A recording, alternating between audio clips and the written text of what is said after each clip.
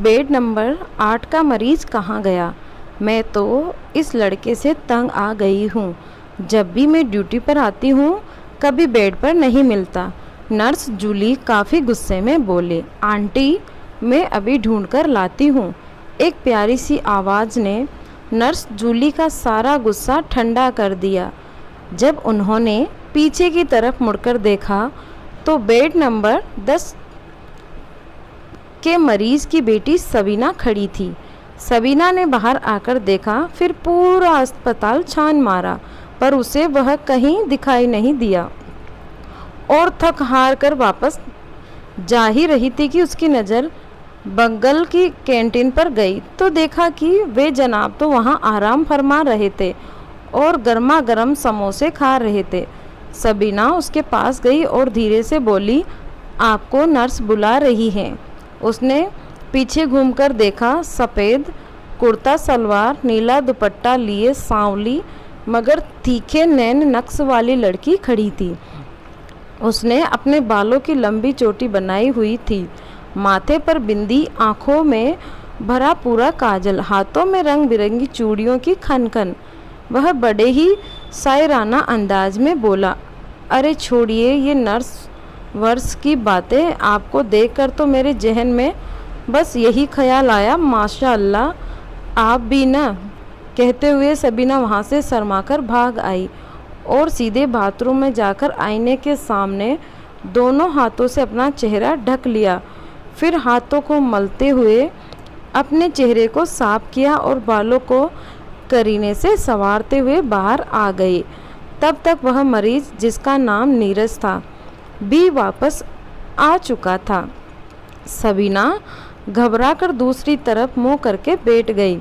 नीरज ने देखा कि सबीना भी किसी भी तरह की बात करने को तैयार नहीं है, तो उसने सोचा कि क्यों न पहले उसकी मम्मी से बात की जाए। सबीना की माँ को टाइफाइड हुआ था, जिससे उन्हें अस्पताल में भर्ती होना पड़ा था। नीरज को बुखार था, पर काफ़ी दिनों से न उतरने के चलते उसकी माँ ने उसे दाखिल करा दिया था। नीरज की सबीना की अम्मी से काफ़ी पड़ती थी। परसों ही दोनों को अस्पताल से छुट्टी मिलनी थी, पर तब तक नीरज सबीना को छोड़ चुके थे, अच्छे दोस्त बन चुके थे। सबीना 10वीं जमात की छात्रा थी और नीरज 11वीं जमात में पढ़ता था। दोनों के स्कूल भी आमने सामने थे। वैसे भी फतेहपुर एक छोटी सी जगह है जहाँ कोई भी आसानी से एक दूसरे के बारे में पता लगा सकता है। सो नीरज ने सबीना का पता लगा ही लिया। एक दिन स्कूल से बाहर आते समय दोनों की मुलाकात हो गई। दोनों ही एक दूसरे को देखकर खुश हुए। उनकी दोस्ती और गहरी होती गई। इसी बीच सबीना कभी कभार नीरज के घर भी जाने लगी, पर वह नीरज को अपने घर कभी नहीं लेकर गई। ऐसे ही 2 साल कब बीत गए पता ही नहीं चला। अब यह दोस्ती इश्क में बदलकर रफ्ता रफ्ता परवान चढ़ने लगी। एक दिन जब सबीना कॉलेज से घर में दाखिल हुई तो उसे देखते ही अम्मी चिल्लाते हुए बोली, तुम्हें बताया था कि तुम्हें देखने के लिए कुछ लोग आ रहे हैं, पर तुमने वही किया जो 2 साल से कर रही हो। तुम्हारी जोया आपा ठीक ही कह रही कि तुम एक लड़के के साथ मुंह घुमाए घूमती रहती हो। अम्मी, आप मेरी बात तो सुनो। वह लड़का बहुत अच्छा है, मुझसे बहुत प्यार करता है, एक बार मिलकर तो देखो। वैसे तुम उससे मिल भी चुकी हो। सबीना एक ही सांस में सब कुछ कह गई। वैसे अम्मी, अब्बू कौन होते हैं? हमारी निजी ज़िंदगी का फैसला करने वाले, कभी दुखद तकलीफ़ में हमारी खैर पूछने आए, जो आज इस पर उंगली उठाएंगे। हम मरे या जिए उन्हें कोई फ़र्क नहीं पड़ता क्या? शायद आप भूल गई हो, पर मेरे जहन में वह सब कुछ आज भी है। जब अब्बू नई अम्मी लेकर आए थे, तब नई अम्मी ने अब्बू के सामने ही कैसे हमें जलील किया था। इतना ही नहीं, हम सभी को घर से बेदखल भी कर दिया था। तभी जोया आपा घर में आई। अरे जोया, तुम भी इसे समझाओ, मैं तुम दोनों के लिए जल्दी से चाय बनाकर लाती हूँ। ऐसा कहते हुए अम्मी रसोई घर में चली गई। रसोई घर क्या था, एक बड़े से कमरे को बीच से टाट का पर्दा लगाकर एक तरफ बना दिया गया था, तो दूसरी तरफ एक पुराना सा डबल बेड, टूटी अलमारी और अम्मी की शादी का एक पुराना बक्सा था, जिसमें अम्मी के कपड़े कम, यादें ज़्यादा बंद थी, मगर सब कुछ रखा बड़े करीने से था। तभी अम्मी चाय और बिस्किट लेकर आई और सब चाय का मज़ा लेने लगे। सबीना यादों की गहराइयों में खो गई। वह मुश्किल से 6-7 साल की थी जब अब्बू नई अम्मी लेकर आए थे। वह अपनी बड़ी सी हवेली के बगीचे में खेल रही थी। तभी नई अम्मी घर में दाखिल हुई। उसे समझ नहीं आ रहा था कि यह सब क्या हो रहा है। उसकी अम्मी हर वक्त रोती क्यों रहती हैं। जब नई अम्मी को बेटा हुआ तो जोया आपा और अम्मी को बेदखल कर उसी हवेली में नौकरों के रहने वाली जगह पर एक कोना दे दिया गया।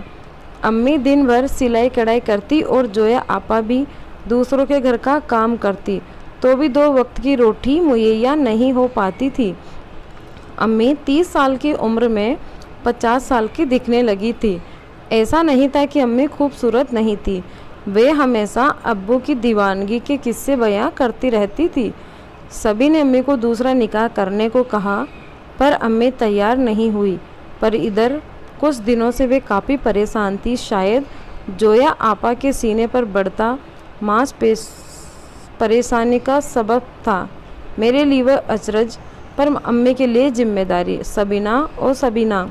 जोया आपा की आवाज़ ने सबीना को यादों से वर्तमान की ओर खींच लिया।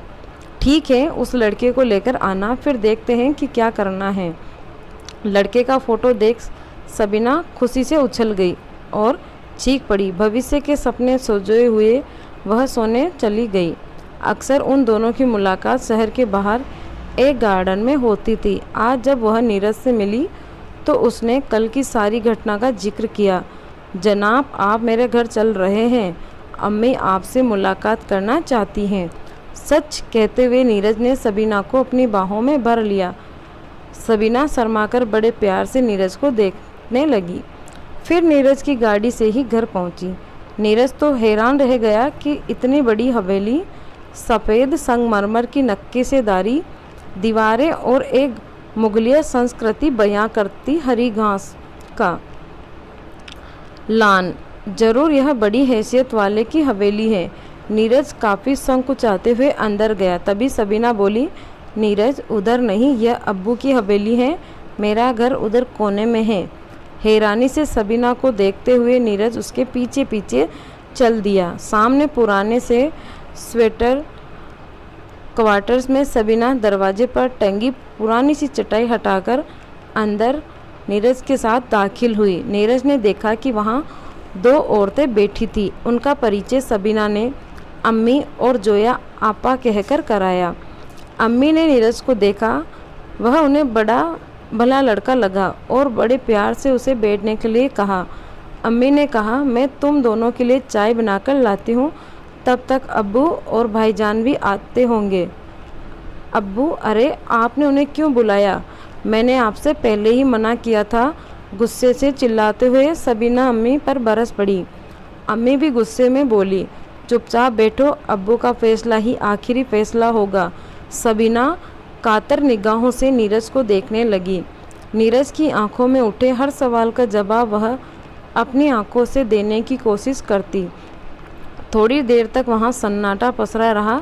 तभी सामने की चटाई हिली और भरी भरकम शरीर का आदमी दाखिल हुआ। वे सफ़ेद अचकन और चूड़ीदार पजामा पहने हुए थे। साथ ही उनके साथ 17-18 साल का एक लड़का भी अंदर आया। आते ही उस आदमी ने नीरज का कॉलर पकड़कर उठाया और दोनों लोग नीरज को काफ़ी भला बुरा कहने लगे। नीरज एकदम अचकचा गया। उसने संभलने की कोशिश की, तभी घर में से एक आदमी ने पीछे से वार कर दिया और वह फिर वहीं गिर गया। सबीना कुछ समझ पाती इससे पहले ही उसके अब्बू चिल्लाकर बोले, खबरदार, जो इस लड़के से मिली, तुझे शर्म नहीं आती? वह एक हिंदू लड़का है और तुम मुसलमान। नीरज की तरफ मुखाबिर होकर बोले, आज के बाद सबीना की तरफ आंख उठाकर मत देखना। वरना तुम्हारा और तुम्हारे परिवार का वह हाल करेंगे कि प्यार का सारा भूत उतर जाएगा। नीरज ने समय की नज़ाकत को समझते हुए चुपचाप चले जाना ही उचित समझा। अब्बू ने सबीना का हाथ झटकते हुए अम्मी की तरफ धक्का दिया और गरजते हुए बोले, नफीसा, सबीना का ध्यान रखो और देखो अब वह लड़का कभी सबीना से न मिले। इस किस्से को यहीं ख़त्म करो। और वह कहते हुए उल्टे पैर वापस चले गए। अब्बू के जाते ही जो सबीना अभी तक तकरीबन बेहोश सी पड़ी थी, तेज़ी से खड़ी हो गई और अम्मी से बोली, अम्मी यह सब क्या है? आपने इन लोगों को क्यों बुलाया? अरे मुझे तो समझ में नहीं आ रहा है कि ये इतने सालों में कभी तो हमारा हाल पूछने नहीं आए। हम मर रहे हैं या जी रहे हैं? पेट भर खाना खाया है कि नहीं? कैसे हम जिंदगी गुजार रहे हैं? दो दो पैसे कमाने के लिए हमने क्या क्या काम नहीं किया? बोलो ना अम्मी, तब ये कहाँ थे जब हमारी ज़िंदगी में चंद खुशियाँ आई तो आ गए बाप का हक जताने। मेरा बस चले तो आज मैं उनका सिर फोड़ देती। सबीना, कहते हुए अम्मी ने एक ज़ोरदार चांटा सबीना को रसीद कर दिया और बोली, बहुत हुआ, अपनी हद भूल रही हो तुम। भूल गई कि उनसे मेरा निकाह हुआ नहीं हुआ है, दिल का रिश्ता है। मैं उनके बारे में एक भी गलत लफ्ज़ सुनना पसंद नहीं करूँगी। कल से तुम्हारा और नीरज का रास्ता अलग अलग। सबीना सारी रात रोती रही, उसकी आंखें सूजकर लाल हो गई। सुबह जब अम्मी ने सबीना को इस हाल में देखा तो उन्हें बहुत दुख हुआ। वे उस दुख के बिखरे बालों को समेटने लगी, मगर सबीना ने उनका हाथ झटक दिया। बहरहाल इसी तरह दिन, हफ्ते, महीने बीतने लगे। सबीना और नीरज की कोई बातचीत तक नहीं हुई। न ही नीरज ने मिलने की कोशिश की और न ही सबीना ने। इसी तरह एक साल बीत गया। अब तक अम्मी ने मान लिया था कि सबीना अब नीरज को भूल चुकी हैं। उसी दौरान सबीना ने अपनी फैशन डिज़ाइन के काम में काफ़ी तरक्की कर ली और घर में अब तक सब नॉर्मल हो गया था। सबने सोचा कि अब तूफ़ान शांत हो चुका है। वह दिन सबीना की ज़िंदगी का बहुत ख़ास दिन था। आज उसके कपड़ों की प्रदर्शनी थी। वह तेज़ तेज़ कदमों से लिफ्ट की ओर बढ़ रही थी। तभी लिफ्ट का दरवाज़ा खुला तो सामने खड़े शख्स को देखकर उसके पैर ठिठक गए। कैसी हो सबीना? उसने बोला तो सबीना की आंखों से आंसू आ गए। बिना कुछ बोले भागकर वह उसके गले लग गई। तुम कैसे हो नीरज? उस दिन तुम्हारी इतनी बेइज्जती हुई कि मेरी हिम्मत ही नहीं हुई कि तुमसे कैसे बात करूं, पर सच में मैं तुम्हें कभी भी नहीं भूली। नीरज ने उसके मुंह पर हाथ रख दिया। वह सब छोड़ो, यह बताओ कि तुम यहाँ कैसे? आज मेरे सिले कपड़ों की प्रदर्शनी है, पर मैं यहाँ का मैनेजर हूँ। सबीना ने मुस्कुराते हुए प्यार भरी निगाहों से नीरज को देखा। नीरज को लगा कि उसने सारे जहाँ की खुशियाँ पा ली हैं। अच्छा सुनो, मैं यहाँ का सारा काम ख़त्म करके रात में 8 बजे तुमसे यही मिलूँगी। आज सबीना का मन अपने काम में नहीं लग रहा था। उसे लग रहा था कि जल्दी से नीरज के पास पहुँच जाए। सबीना को देखते ही नीरज बोला, कुछ इस कदर हो गई मोहब्बत तन्हाई से अपनी कि कभी कभी इन सांसों के शोर को भी थामने की कोशिश कर बैठते हैं। जनाब, सबीना मुस्कुराते हुए बोली, शिकवा तो बहुत है मगर शिकायत कर नहीं सकते क्योंकि हमारे होठों को इजाज़त नहीं है तुम्हारे खिलाफ बोलने की। और वे दोनों खिलखिलाकर हंस पड़े। नीरज, तुम्हें पता नहीं है कि आज मैं मुद्दतों बाद इतनी खुलकर हंसी हूँ। शायद मैं भी, नीरज ने कहा। रात को दोनों ने एक साथ डिनर किया और दोनों चाहते थे कि इतने दिनों की जुदाई की बातें एक ही घंटे में ख़त्म कर दे, जो कि मुमकिन नहीं था। फिर वे दोनों दिन भर के काम के बाद उसी पुराने गार्डन या कैफ़े में मिलने लगे। लोग अक्सर उन्हें साथ देखते थे। सबीना के घर वालों को भी पता चल गया था, पर उन्हें लगता था कि वे शादी नहीं करेंगे। वे इस बारे में सबीना को समय समय पर हिदायत भी देते रहते थे। इसी तरह 10 साल बीतने लगे। एक दिन रात के अंधेरे में उन दोनों ने अपना शहर छोड़ एक बड़े महानगर में अपनी दुनिया बसा ली, जहाँ उस भीड़ में उन्हें कोई नहीं पहचानता। वहीं पर दोनों ने एक एनजीओ में नौकरी करने लगे। उन दोनों का घर छोड़कर अचानक जाना किसी को अचरज भरा नहीं लगा, क्योंकि सालों से लोगों को उन्हें एक साथ देखने की आदत सी पड़ गई थी। पर अम्मी को सबीना का इस कदर जाना बहुत खलाबे, काफ़ी बीमार रहने लगी। जोया आपा का भी निकाह हो गया था। इधर सबीना अपनी दुनिया में बहुत खुश थी। समय पंख लगाकर उड़ने लगा था। एक दिन पता चला कि उसकी अम्मी को कैंसर हो गया और सब लोगों ने यह कहकर इलाज टाल दिया था कि इस उम्र में इतना पैसा इलाज में क्यों बर्बाद करें। सबीना को जब इस बात का पता चला तो उसने नीरज से बात की। नीरज ने कहा, तुम अम्मी को अपने पास ही बुला लो, हम मिलकर उनका इलाज कराएंगे। सबीना अम्मी को इलाज कराने अपने घर ले आई। अम्मी जब उनके घर आई तो उनका प्यारा सा संसार देखकर बहुत खुश हुई। नीरज ने बड़ी मेहनत कर पैसा जुटाया और उनका इलाज करवाया और वे धीरे धीरे ठीक होने लगी। अब तो उनकी बीमारी भी धीरे धीरे ख़त्म हो गई, मगर अम्मी को बड़ी शर्मिंदगी महसूस होती। नीरज उनकी परेशानी को समझ गया। एक दिन शाम को अम्मी सबीना के साथ बैठी थी, तभी नीरज भी पास आकर बैठ गया और बोला, अम्मी, ज़िंदगी में ज़्यादा रिश्ते होना ज़रूरी नहीं है, पर रिश्तों में ज़्यादा ज़िंदगी होना ज़रूरी है। अम्मी, जब बनाने वाले ने कोई फ़क्र नहीं रखा तो हम कौन होते हैं फ़क्र करने वाले। अम्मी, मेरी तो माँ भी नहीं है, मगर आपसे मिलकर वह कमी भी पूरी हो गई। अम्मी ने प्यार से नीरज को गले लगा लिया। तभी नीरज बोला, आज एक और खुशखबरी है, आप जल्दी ही नानी बनने वाली हैं। अब अम्मी बहुत खुश थी। वे अक्सर सबीना के घर आती रहती। समय के साथ ही सबीना ने प्यारे से बेटे को जन्म दिया, जिसका नाम सबीना ने हरी नूर रखा।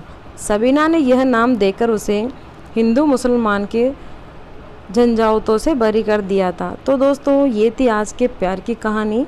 कैसी लगी आपको कमेंट में ज़रूर बताएं। धन्यवाद।